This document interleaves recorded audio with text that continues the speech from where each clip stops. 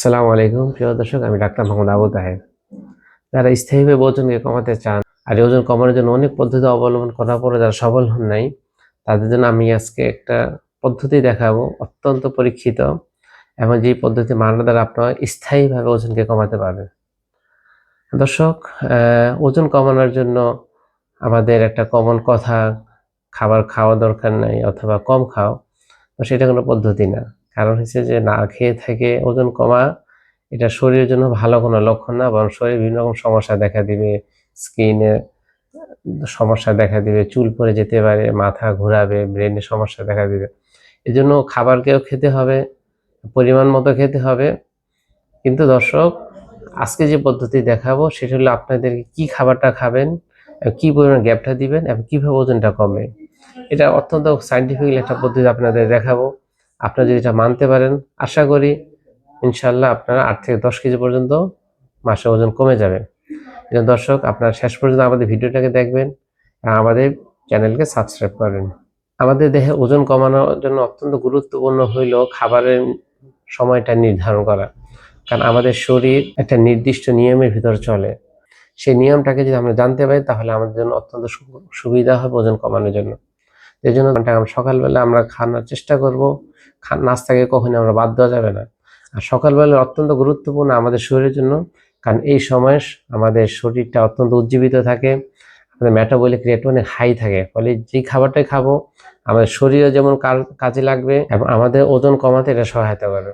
আর দ্বিতীয়ত দর্শক, আমরা রাত্রেবেলা যে খাওয়াটা সেটা মিনিমাম ঘুমের 3-4 ঘন্টা আগে আমরা খেয়ে নিব, অর্থাৎ সন্ধ্যার মধ্যে আমাদের রাতে খানাটা খেয়ে নিব।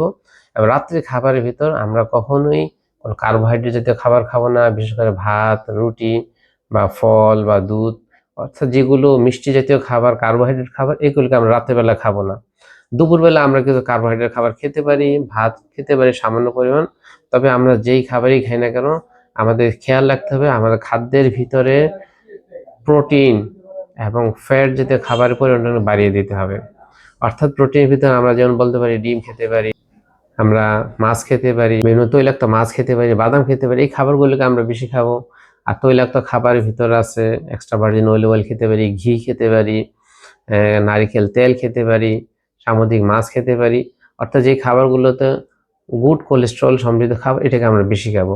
অর্থাৎ এই খাবারগুলো খাওয়ার আমার শরীরে এনার্জি থাকবে, আমার শরীরে যে সমস্ত সঞ্চিত যে ফ্যাটগুলো আছে অর্থাৎ ব্যাড কোলেস্ট্রল, এটাকে কমিয়ে দিবে। ফলে আমাদের ওজন ধীরে ধীরে এটা কমতে থাকবে। এই জন্য দর্শক, খাবারটাকে আমরা নিয়মতান্ত্রিকভাবে খাওয়ার জন্য চেষ্টা করব।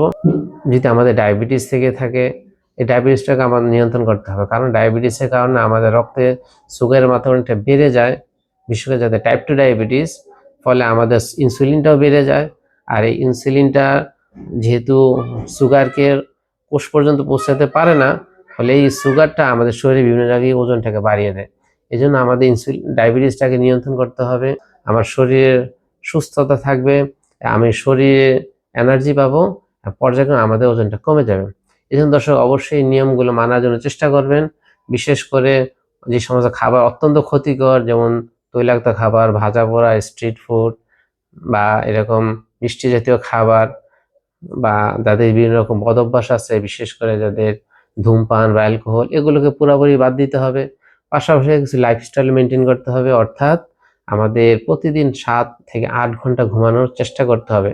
অর্থাৎ যখন মানুষ ঘুমায়, এই ঘুমের ফলে আমাদের শরীরটা রেস্ট পায়, আমাদের সারাদিনে যত ক্লান্তি দূর হয়ে যায়, ফলে শরীরটা সুন্দরভাবে উজ্জীবিত হয়। এবং আমাদের মানসিক চাপটাকে কমিয়ে রাখতে হবে, অর্থাৎ ধ্যান, বিভিন্ন রকম নামাজ, জিকিরের দ্বারা আমাদের মানসিক চাপটা কমে যায়। অর্থাৎ এইভাবে যদি আমরা চলতে পারি, খাবারটাকে আমরা নিয়ন্ত্রণ করব এবং আমাদের কার্বোহাইড্রেটের খাবারটাকে কমিয়ে দিব, এবং রাত্রেবেলা ঘুমের আগে কোনো খাবো না, মিনিমাম রাতে ঘুমের 3-4 ঘন্টা আগে খেয়ে নিব। এবং সকালবেলা 9টা-10টা দিয়ে খাবার হয়ে যে একটা লম্বা গ্যাপ, এর ফলে আমাদের শরীরে যত ফ্যাটগুলো আছে এটা কেটে যাবে, আমাদের শরীর হালকা হয়ে যাবে, ওজনটা কমে যাবে এবং আমাদের শরীরও ঠিক থাকবে। এই জন্য দর্শক, অবশ্যই আপনারা মানার জন্য চেষ্টা করবেন। আর এই ব্যাপারে যদি আপনাদের যদি কোনো জিজ্ঞাসা থাকে, প্রশ্ন থাকে, আমাদের কমেন্টে লিখবেন, আমরা উত্তর দেব ইনশাআল্লাহ।